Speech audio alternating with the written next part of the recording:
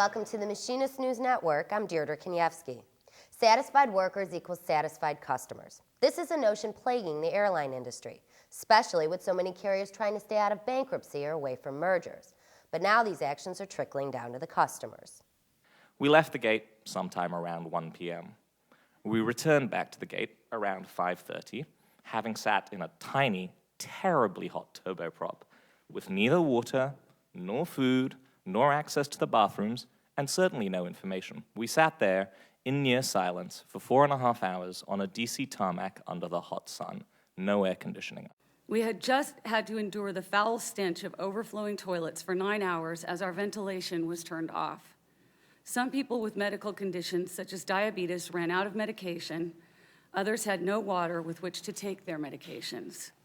The stories of Raul and Kate are just a few of the reasons why Senators Barbara Boxer and Olympia Snowe introduced the Passenger Bill of Rights. Airlines are increasingly operating with no margin of error.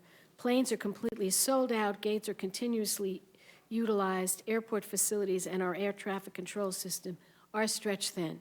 This means that when bad weather hits, the airlines can find themselves unable to readily accommodate delays and cancellations. This bill gives passengers the option of deboarding if after 3 hours of the door closing, the plane has yet to take off.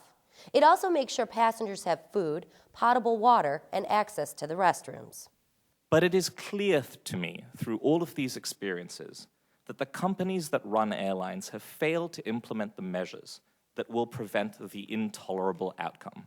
Passengers trapped on a plane on the tarmac for more than 5 hours. That, ladies and gentlemen, is simply intolerable. Some senators hope the bill also helps the working men and women in the skies who do all they can in these rough situations. What kind of risks might we be encouraging by having crew fatigue sitting out there 8 or 9 hours? They are tired of being trapped with us in the planes. That's what they've said. They're scared. They don't have any training to deal with that type of situation beyond a certain amount of time. The hostility is entirely directed at them. Right. And there are so few of them in relationship to the number of passengers on the plane. Air travel is no longer a luxury, it's a necessity for most. But as airlines continue to try and save money by sending jobs overseas and slashing workforces, the customers are the ones who are suffering, along with the workers who are stuck in the middle. For more Machinist news, you can log on to goiam.org. See you next time.